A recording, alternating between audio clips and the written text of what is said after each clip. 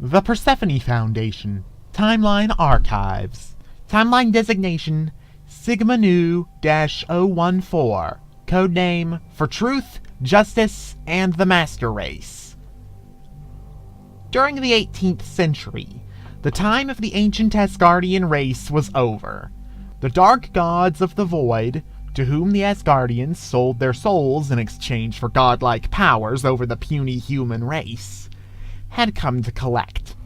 In desperation, an Asgardian couple sent their son to the Earth so that he may escape the death of his race. This child finally arrived at the turn of the 20th century, landing on the farm of the Kempf family in rural Bavaria. The Kempfs adopted the human-looking child as one of their own. Klaus Kempf grew up in a kind, patriotic household and loved his parents dearly.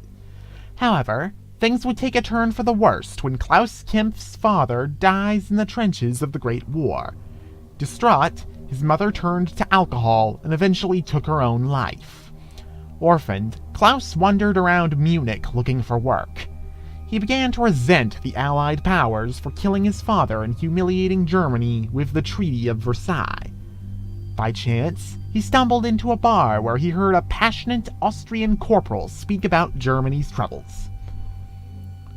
A well-built man and a stunning example of the Aryan race, Klaus became another thug of Adolf Hitler's National Socialist German Workers' Party. He began to discover his otherworldly powers during the failed beer hall push, when the bullets fired by government troops bounced off him.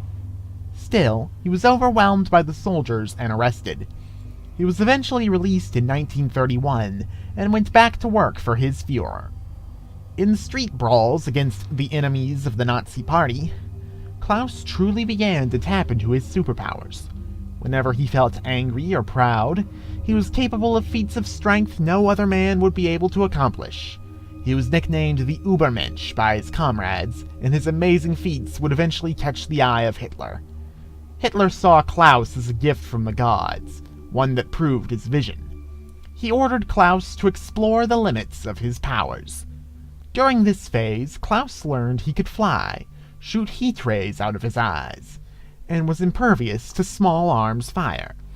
After seizing power in 1933, Hitler made the Übermensch his personal bodyguard, never leaving without him. After the Night of the Long Knives, Klaus replaced Ernst Röhm as head of the SA.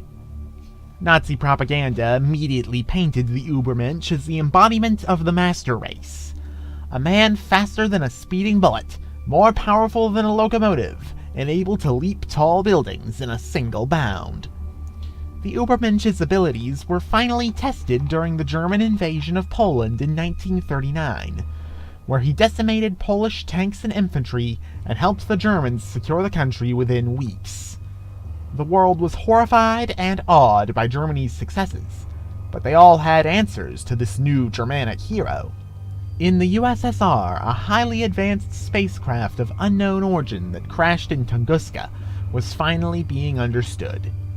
Soviet scientists successfully replicated the ship's nanorobotic factories and artificial intelligence systems, allowing the Soviets to create mindless robotic soldiers by the millions. While these machines were mostly unsophisticated and cheap, the ship's other technologies were used to create new weapons for the Red Army.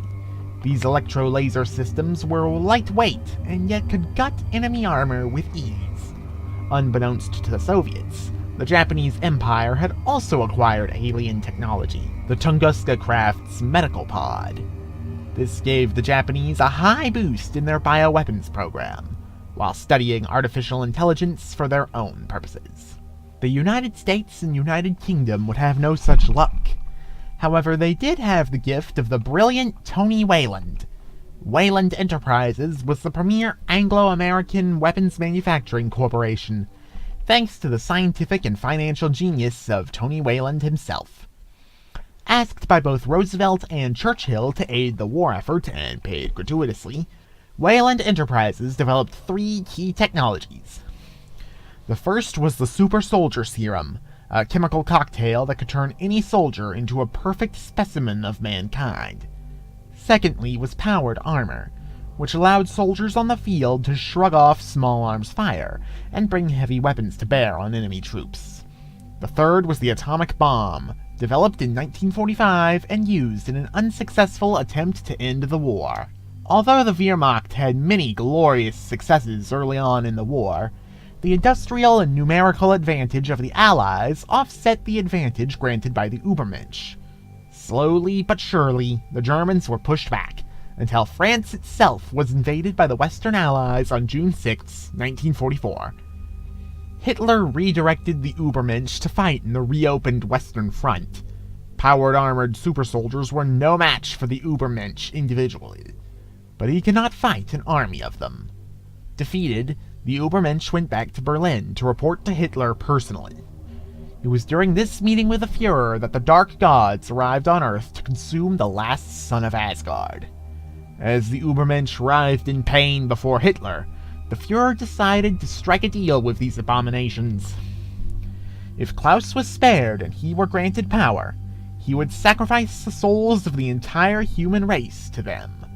The gods accepted. They possessed Hitler and took direct command of the Third Reich. Throughout Europe, the Dark Gods raised the dead on both sides to attack the Allies. Maleficent energies ran through Axis-occupied territory and drove millions mad through visions of unspeakable horror. A nuclear attack on a German army in the Ardennes only created what are known as Geists, spirit-like entities composed of the irradiated ashes of German soldiers. When it was made clear that these monsters were under German control, the Allies accepted a conditional peace. France and southern Italy were to regain their independence as democratic countries. The eastern border with the USSR was to be the one before Operation Barbarossa, with the exception of Romania. In the Far East, the technological terrors of the Japanese military allowed them to survive as well. By 2011, the world is a multipolar battlefield, as it has been since the 1960s. The Western Allies went their separate ways after the war. Weyland Enterprises eventually took de facto control of the American government when Lester Weyland won the presidential election of 1960.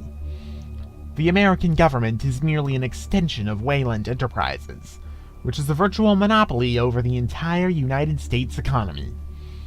Many Weyland executives run countries in the alliance of democratic states like slave masters.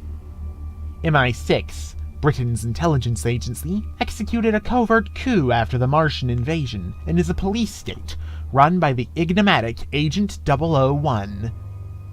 South Africa broke away from the Commonwealth of Nations after supporting Nigerian secessionists against the British.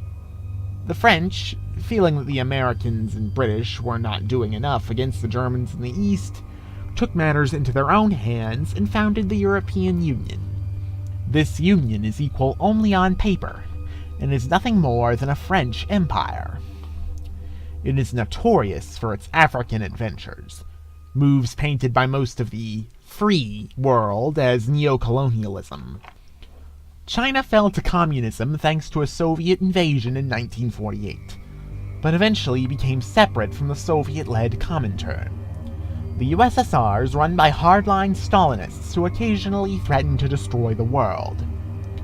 It is rumored that the Soviets found some ancient horror in the South Pacific that it keeps locked away in the Ukraine, giving some credibility to these hyperbolic threats.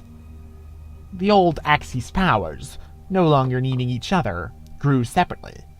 The Third Reich is still ruled by a possessed Adolf Hitler, and is waging an eternal war against the Soviet automatons at the border. The Übermensch acts as the ever-vigilant enforcer of truth, justice, and the master race. The Japanese have continued to develop their technology, and have become one of the most technologically advanced societies on the planet. A series of advanced artificial intelligences, modeled after the past emperors of Japan, runs the country in what is increasingly becoming less of a figurehead role. In addition to the various great powers, there are more threats to mankind's continued existence. The Martian invasion of 1958 galvanized mankind under one banner momentarily, but the different great powers broke off after the Martians were sent back to their homeworld. Plans to invade Mars in the 1960s were scrapped when the humans couldn't agree on a plan. Other aliens, both from outer space and beyond the native dimension, have tried their hand at invasion but have also been repelled. Non-state actors, such as the enigmatic Ghost organization and other terrorist groups, also threaten the world with either destruction or conquest on a regular basis. Points of interest. When push came to shove, the Yanks won the hearts and minds of the Canadians. Bribes and threatening troop movements didn't hurt. The missiles from the 60s are still there, but laser defense tech makes them worthless. Being destabilized by some wacky goons calling themselves the Samadhi Division. Lots of strange flora and fauna left over from Martian biowarfare experiments. They cloned Hitler's brain! The actual Hitler doesn't see the resemblance. The Empire will strike back. No, the European Union would never support the IRA. That's just silly. At least that bastard Franco's gone. He was never too keen on the entire EU thing. North Italy is best Italy.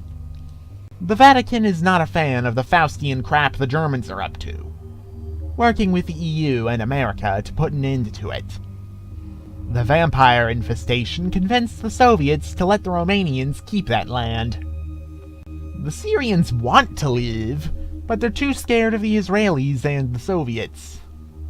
Will align with anyone, except the Nazis. Colonel Crazy Pants Gaddafi claims to have stolen some American plutonium to power a time machine. When child sacrifices can give people superpowers. The British supported the Nigerians. The South Africans supported the Biafrans. The South Africans got kicked out of the Commonwealth for that.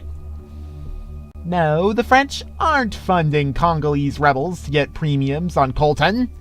That's Nazi propaganda! The Japanese are supporting the communists, just to mess with the Chinese-backed nationalists. The only place where fraternal socialist brotherhood means anything. Can get you the best drugs in the solar system. Full of nasty biological terrors.